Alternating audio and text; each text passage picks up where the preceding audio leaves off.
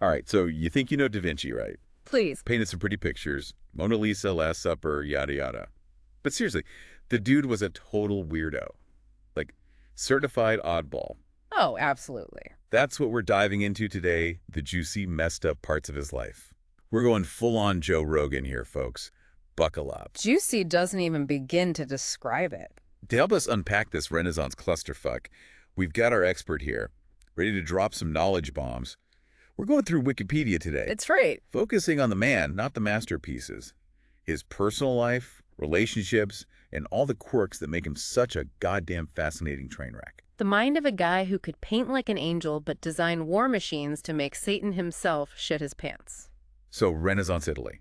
Artistic brilliance, yeah. But also plague, brutal warfare, social norms that make you puke. Not exactly a walk in the park. It was a time when you could sketch a flying machine in the morning, dissect a corpse in the afternoon, and paint a cherub for the Pope before dinner. Talk about a multitasker. But let's get to the good stuff. Leonardo the Hustler. This guy knew how to sell himself. Oh, absolutely. Imagine you're Ludovico Sforza, Duke of Milan, the big swingin' dick of the region. You get a letter from some Florentine artist, right? I'm picturing it. But instead of gushing about brushstrokes, Leonardo's like, yo, Duke, check out these badass war machines I can design. I'll make you invincible. Oh, and I paint a mean portrait, too. It's like a LinkedIn message from hell, bragging about cannons and catapults. Dude was straight up marketing himself as a one-man army supplier. And it worked. Ludovico was hooked. Probably thought, this guy's either a genius or a lunatic. Either way, I gotta have him. Well, he wasn't wrong about that. But speaking of twisted relationships, Leonardo and his boy toy, Salah, things get really fucking interesting here. Salah, the little devil, Leonardo called him, like the Dennis the Menace of the Renaissance, stealing, lying, causing chaos. And ends up getting skewered in a duel. Yeah. Talk about going out with a bang. Right. But the real gossip isn't how he died. It's what went on between him and Leonardo. Well, you see, back then, the line between master and apprentice was, shall we say, a little blurry. Blurrier than a drunken night in a Florentine brothel, you mean? Let's just say there were whispers about these two. Whispers that have echoed through the centuries. Let's not beat around the bush. They were probably banging, right? Renaissance was all about indulging in the finer things in life. And Salati, well, Let's just say, hold your horses. Concrete evidence is about as rare as a sober monk. Centuries of speculation. which, let's be honest, makes it more fun. Everyone loves a good conspiracy theory, especially when it involves sex and Renaissance geniuses. True enough. But this whole thing gets even juicier. The sodomy accusation against Leonardo. Ah, yes. The trial that rocked Florence, everyone clutching their pearls. Some anonymous asshat accused Leonardo and four other dudes of, well, Getting a little too friendly with a young goldsmith. this is 1476 Florence. Sodomy was a big no-no. Burning at the stake, end of your bloodline kind of serious. You can say that again? But here's the kicker. The charges were dropped. Some bullshit legal technicality. The accusation wasn't signed. Back then, that was like forgetting to say please before you, well, you know. It's almost like whoever made the accusation was terrified of the consequences. Maybe they just wanted to stir the pot and watch the world burn. Perhaps. Either way, Leonardo dodged a bullet. But this whole incident probably left him a little cautious. You don't get accused of sodomy and then just go back to business as usual. Makes you wonder how it shaped his relationships, his outlook on life. It's a giant question mark hanging over his whole personal life. Was he gay? Celibate? Was he just really good at hiding his kinks? A puzzle with half the pieces missing and no instruction manual. And then to make things even more confusing, there are, let's call them suggestive sketches in his notebooks. Oh yeah, you're talking about the incarnate angel and that cheeky little drawing of Salai's bum, right? Seems like someone had a thing for male anatomy. Well, let's just say those drawings haven't helped to quell the rumors. Exhibit A for the Leonardo was totally banging Salai crowd. And you know what? I'm not even mad about it. Who wouldn't want to be the muse for a goddamn Renaissance genius, even if it means your ass gets drawn in a notebook? Teach their own, I suppose.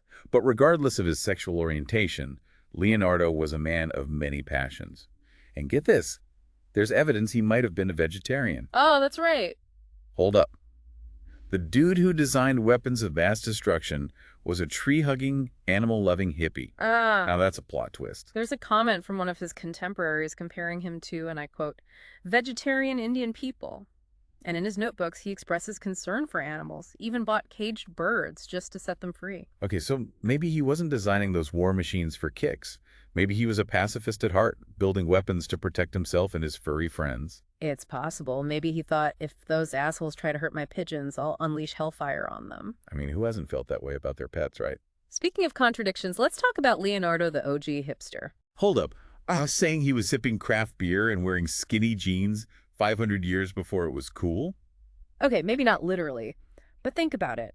Rocking long hair and a beard when everyone else was clean-shaven or had that medieval bowl cut. Right. All about bright colors and flowing robes, even in his old age. Sounds like he'd fit right in at Coachella. Probably be the most stylish dude there, even without the flower crown. Exactly. A trendsetter, a rebel, an individual. So Leonardo was a hustler, a potential lover of little devils, a secret vegetarian, and the original hipster.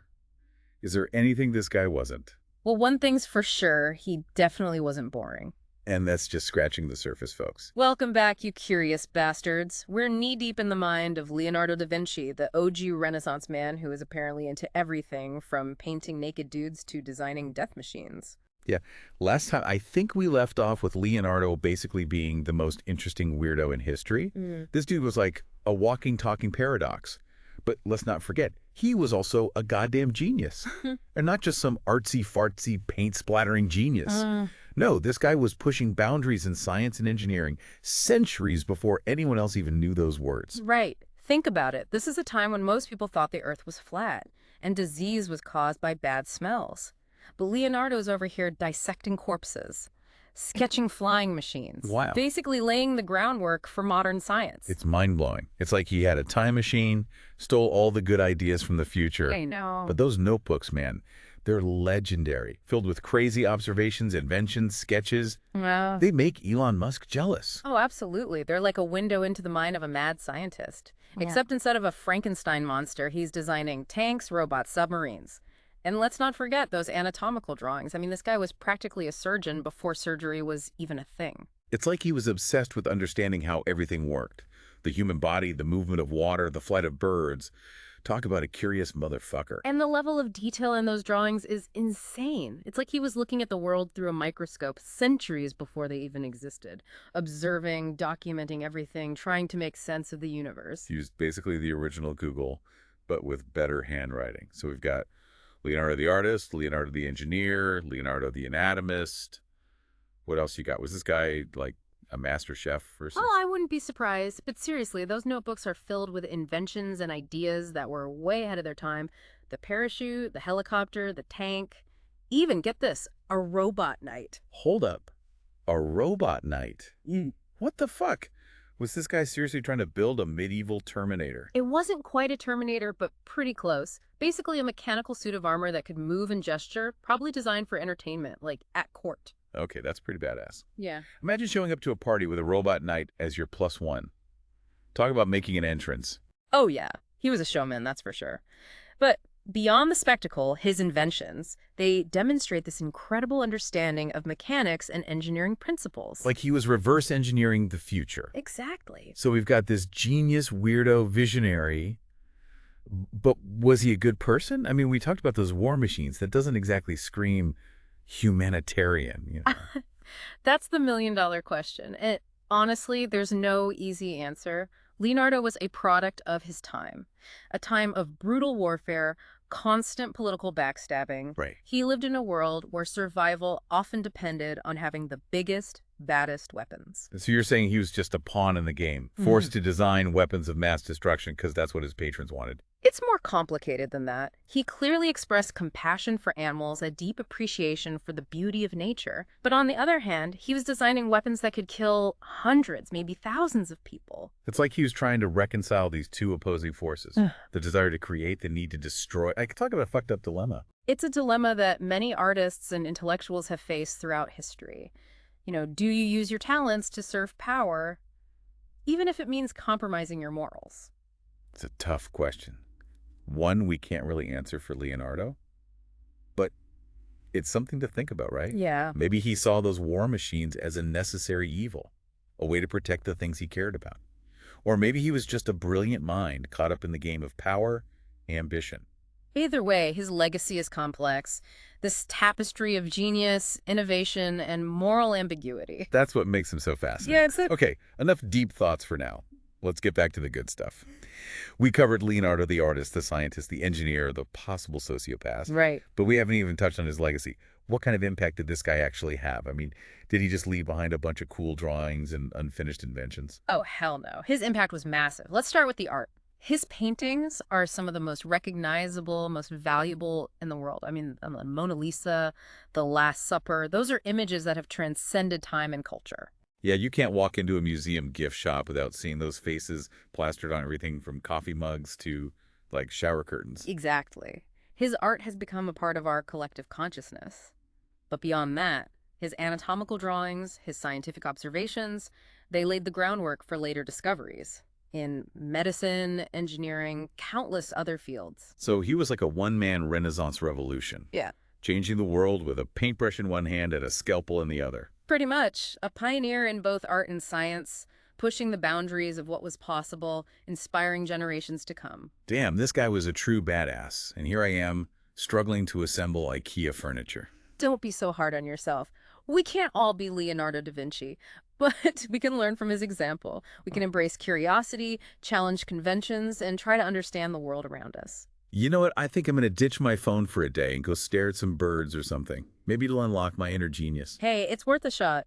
You never know what you might discover when you start paying attention to the world. All right, folks, we covered a lot of ground today. We talked about Leonardo's art, his science, his inventions, his possible love affairs, his moral complexities, and his lasting impact on the world.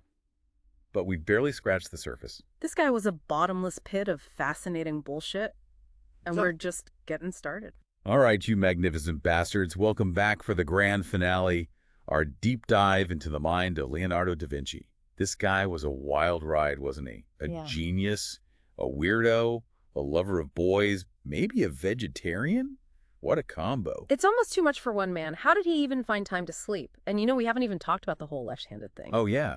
Everyone knows he wrote backwards like some kind of secret code. What the hell was up with that? Is he trying to fuck with historians? Or was there, like, a deeper meaning? Let's not give him too much credit. It wasn't some deliberate code, just a consequence of being a lefty in a right-handed world. Right. Writing from right to left just felt more natural to him. Probably helped with smudging the ink, too. So, basically a practical thing. Not some key to unlock the mysteries of the universe. Kind of disappointing. Maybe. But it does show his individuality, doing things his own way, even if it meant going against the grain. Screw conformity. Leonardo was all about embracing his weirdness. And speaking of weirdness, those fashion choices. Long hair, bright colors, those short tunics. Dude would fit right in with today's hipsters. Oh, he'd be the king of the hipsters. Imagine him in Brooklyn with a handlebar mustache and skinny jeans. A style icon. He'd make those trust fund babies look like amateurs. But seriously, what was the driving force? What made Leonardo so damn special? It all boils down to curiosity. Relentless, insatiable curiosity. Never stopped asking questions, exploring, experimenting, obsessed with how the world worked, from the smallest detail to the grand scheme. Like a 5-year-old on a sugar rush, constantly asking why. Except instead of annoying his parents, he was revolutionizing art and science. Exactly. A true Renaissance man, embracing the interconnectedness of knowledge, didn't see boundaries between art, science, engineering. It was all one big, beautiful puzzle to him. And he was putting the pieces together, creating a masterpiece out of chaos. Damn, that's inspiring. Maybe we should all channel our inner Leonardo. Absolutely. Be more curious, ask more questions, challenge the status quo, and most importantly, don't be afraid to embrace your weirdness. Who knows, maybe you'll stumble upon the next great discovery. All right, you magnificent bastards, that wraps up our deep dive into the life of Leonardo da Vinci. Hope you enjoyed this wild ride through the mind of a true Renaissance badass. And if you're feeling inspired, go out there and unleash your own inner genius. Just, try not to get accused of sodomy. It's a real buzzkill. Word. Until next time, stay curious, stay weird, and stay awesome.